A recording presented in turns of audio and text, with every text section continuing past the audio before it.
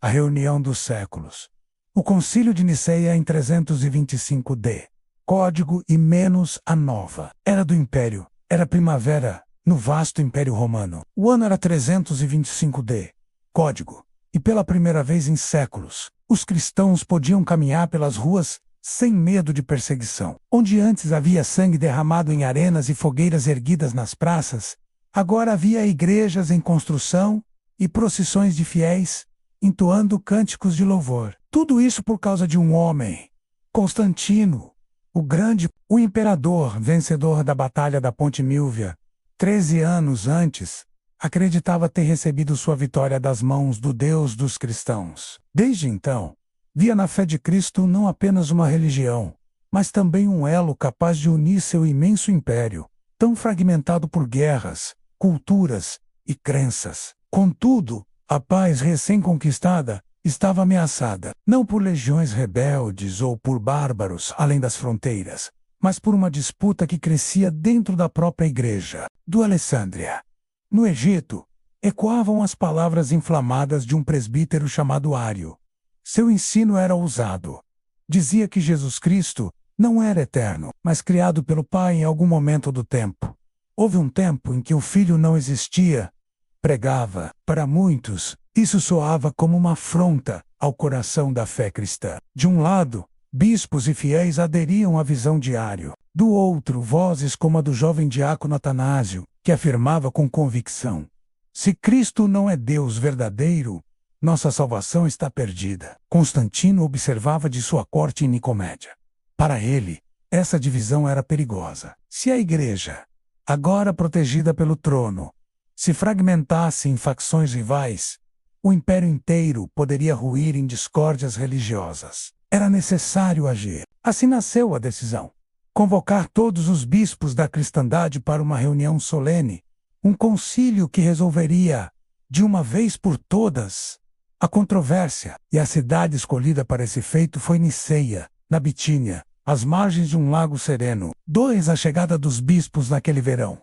Caravanas, navios e comitivas convergiam para Niceia. Bispos vindos do Egito, da Síria, da Palestina, da Ásia Menor, da Grécia e até das distantes terras da Espanha, atendiam ao chamado do imperador. Estima-se que entre 250 e 318 pastores da fé compareceram, cada um trazendo consigo sua história e suas cicatrizes. Havia entre eles anciãos que sobreviveram às perseguições de Diocleciano, alguns com membros mutilados, outros cegos ou marcados pelas correntes das prisões. Um deles, Potamon de Heracleópolis, cego de um olho arrancado pelos soldados imperiais, caminhava apoiado em discípulos. Outro, Pafinúcio do Egito, havia perdido uma perna nas minas de sal. Esses romans, que resistiram a imperadores cruéis, agora eram recebidos com honra no palácio imperial. As ruas de Niceia se enchiam de murmúrios e expectativa.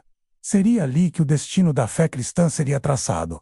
O palácio e o imperador, o grande salão do palácio de Niceia, fora preparado com magnificência. Tapeçarias cobriam as paredes, tochas iluminavam o espaço, e cadeiras foram dispostas em semicírculo para os bispos. No centro, um trono dourado aguardava o imperador. Quando Constantino entrou, trajando manto púrpura e coroa cintilante, todos se levantaram em respeito, mas num gesto surpreendente, ele deixou a majestade de lado e saudou os bispos como irmãos em Cristo. Não sou eu o juiz desta causa, declarou com voz firme, mas o Senhor que nos une. Vim apenas como servo de Deus, desejoso de paz entre vocês. A cena impressionou. Um imperador romano, outrora senhor da vida e da morte, agora se curvava diante de homens simples, alguns mutilados pela perseguição que o próprio império impusera anos antes. O debate começa. O primeiro a falar foi Ário, de porte altivo, barba bem cuidada e voz eloquente. Ele expôs sua doutrina diante da assembleia. O Filho, embora glorioso e exaltado, não pode ser eterno como o Pai. Se fosse, não seria verdadeiramente filho.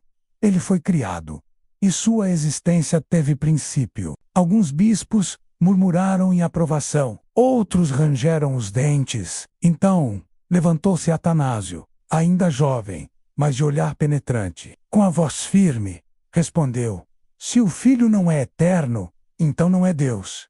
E se não é Deus, não pode nos salvar. Pois quem senão o próprio Deus poderia vencer a morte e conceder vida eterna?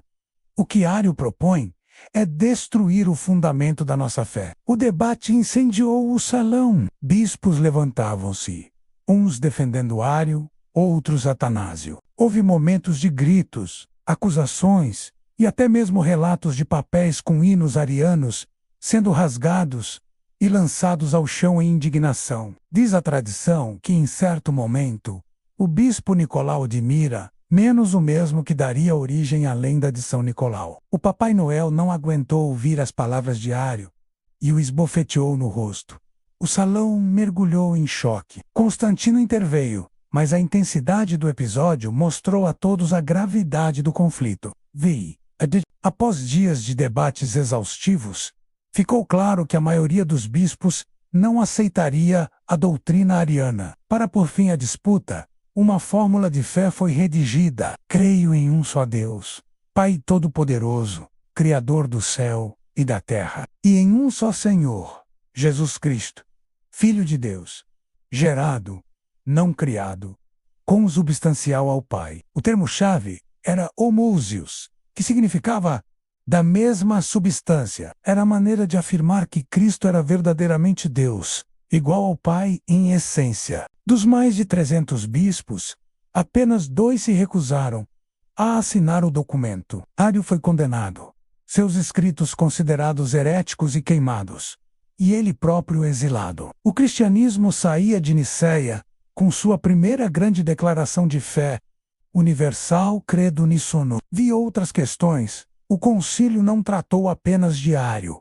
Entre as decisões estavam a definição da data da Páscoa, que deveria ser celebrada separadamente da Páscoa judaica e calculada de forma uniforme. Regulamentos disciplinares para clérigos, incluindo proibições contra certas práticas. O reconhecimento da autoridade especial de alguns bispos como os de Roma, Alexandria e Antioquia. Embora menos polêmicos, esses pontos ajudaram a moldar a estrutura administrativa da Igreja para os séculos seguintes. O eco da história. Quando o concílio terminou, Niceia já não era apenas uma cidade da Bitínia, tornara-se um símbolo eterno. Constantino, satisfeito, acreditava ter alcançado a unidade, mas a realidade mostrou-se mais complexa. O arianismo continuou a se espalhar, chegando até mesmo a converter reis bárbaros séculos depois. Ainda assim, o credo de Niceia permaneceu como baluarte da fé cristã. Séculos depois, em liturgias ao redor do mundo, cristãos ainda repetem as palavras ali formuladas, proclamando a divindade de Cristo. O concílio também inaugurou uma nova era, a era da aliança entre Igreja e Estado, com todos os frutos e problemas que isso traria. O dia em que a Igreja se olhou no espelho, o Concílio de Niceia, foi mais do que uma reunião de teólogos. Foi o momento em que a Igreja, recém-saída das catacumbas e das fogueiras, se olhou no espelho e perguntou: quem somos? Em que cremos? E a resposta ecoou pelos séculos: cremos em Cristo, Deus verdadeiro de Deus verdadeiro. Entre intrigas, debates, exílios e reconciliações. Aquele encontro de 325 Código mostrou que a fé cristã não era apenas um conjunto de crenças fragmentadas, mas uma força capaz de sobreviver, crescer e influenciar impérios inteiros. Niceia, com seu lago sereno refletindo o sol da primavera, testemunhou o nascimento da ortodoxia cristã, um marco que moldaria não só a história da religião, mas de toda a civilização ocidental.